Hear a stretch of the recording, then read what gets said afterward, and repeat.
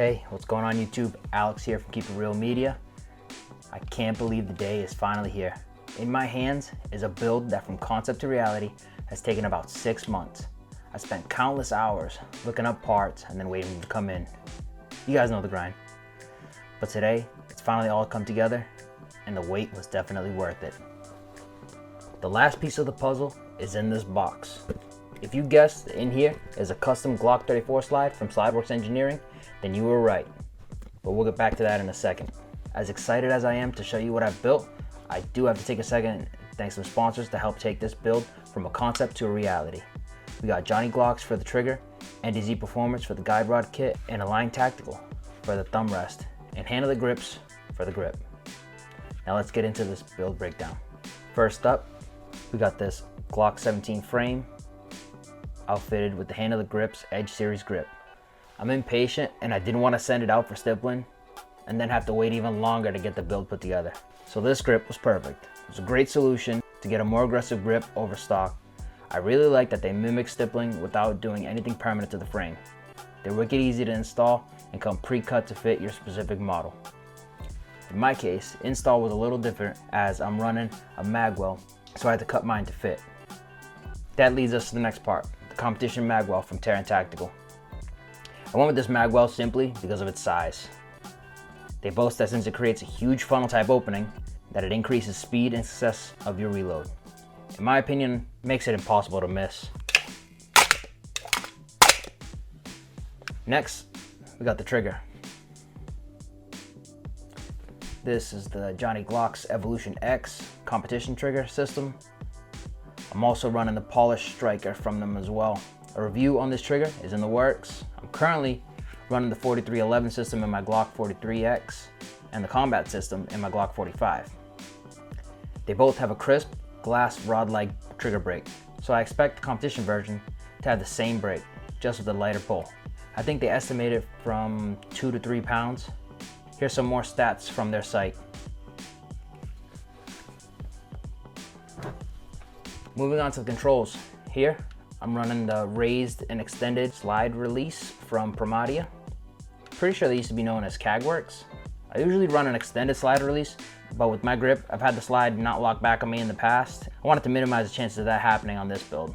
I want to take a minute and let you guys know that I am now an affiliate with NDZ Performance. Got a code for you guys to use in your next purchase of $60 or more on their website. This code can only be used once, so make sure you load up that card to take full advantage. There are some exclusions that apply, so just be aware of that. The link and code will be in the description. Also, if you're in the market for a new holster, whether it's an inside the waistband or outside, Censored Tactical has you covered. If you're bored of plain black holsters, Censored Tactical has dozens of Kydex colors and patterns for you to choose from. They can accommodate for the Align Tactical thumb rest as well. Just make sure that you note that in the comments box before you place your order. Best of all, they're made in the USA. That link and code will also be in the description for you guys.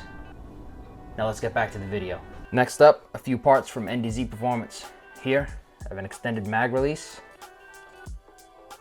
Also, their new guide rod for Gen 5 Glock 17. It's the heavyweight guide rod assembly and tuner kit. This one's in black. The guide rod being more than twice the weight of the stock one is supposed to help mitigate recoil. When you build a Glock frame up, tuning is essential. You can't just slap a bunch of parts together and expect them to run flawlessly. With this kit, tuning is made easy. They even include 2 Allen keys to take apart the guide rod, so you can swap out the springs. I'm telling you, this is so easy you can even do it while on site at the range or even during a competition. The kit comes with 6 different ISMI springs ranging down from 22 pounds down to 11 pounds. I'm pretty sure the stock recoil spring weight on a Glock 34 is 17 pounds, but this slide does have some relief cuts to it. So in my case, I think I'll start with the 13-pound spring and maybe I'll work my way up depending on if I have any battery issues or not. Up next is the Align Tactical thumb rest. As you can see, it replaces the trigger pin. I love these things. I run them on all my Glocks. This thumb rest, or gas pedal like some like to call them, adds incredible ergonomics to your grip. For me, it's an essential part that I put on all my Glock builds. They are available for other guns too, not just Glocks. I'll leave their site in the description so you can check them out. And yes, they do have a left-hand version coming for all you wrong-handed people. Also, NDZ just started offering them in different finishes for those of you that like to make them fancy. Next is this barrel from Faxon Arms. It's their Match Series non-threaded barrel. It's got their patented flame fluting and targeted crown and a black nitride finish. Lastly, I'll do these two parts together. Here, I have a set of night vision iron sights and the Holosun 407C. I really like these fiber optic sights. The front sight is super bright during the day and will give you a real nice co-witness with your red dot. I'm gonna want a bigger window in the future. I might go with the Osight X or even the 507 comp. Not sure if an SRO is in the budget for this build, but I did have the slide cut for the RMR footprint so that whatever sight I end up going with can sit as low as possible without the need for an adapter plate. And now, the moment we've all been waiting for. This is the Commando Cut Gen 5 Glock 34 slide from Slideworks Engineering out of Houston, Texas. I emailed them a few months back. I asked them if they could color match the TTI Copperhead. They told me that it'd be tough to match with Cerakote as Terran Tactical does a PVD coating. Now let's take a closer look. The Commando Cut slide is a made-to-order slide cut from a blank. Here it's got the relief cuts on the sides and on the top in case I want to run this ported one day. I opted for the rear iron sight to be placed on the rear, but they do have an option where you can put it in the front, but I think that's mainly for the acros. But I don't know, you guys tell me. I think they nailed it. The color is copper brown H149, and I had them do some distressing on the front and rear serrations. Let me know what you think about the combo in the comments. Guys, if you want to see more of this build, I got some great shots on my Instagram. While you're there, don't forget to follow, and if you like this video and you want to see more content like this, hit that subscribe button. All right, let's get this thing put together. And with some movie magic, this thing is together. Check it out, guys. I'm super happy with how this build came out.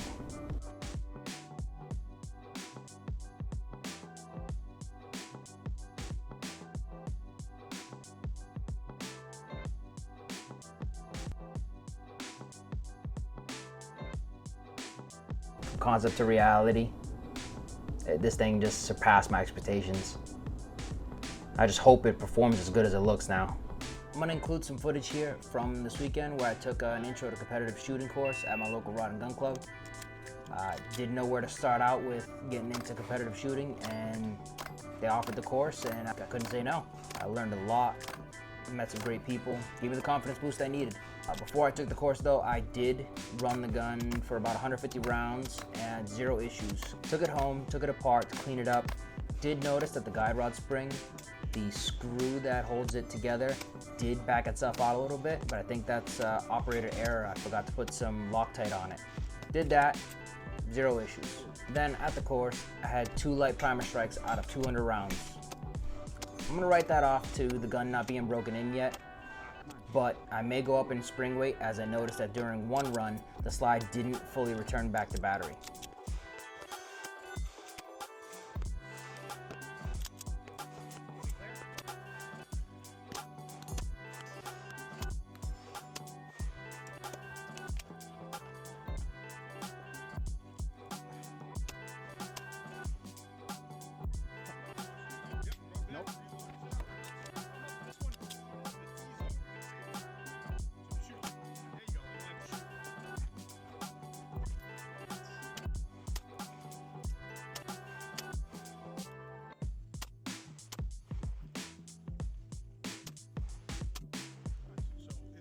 Guys, taking that course has me hooked.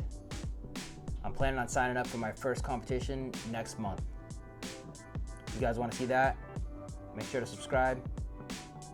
That's gonna wrap it up this episode. As always, keep it real. Peace.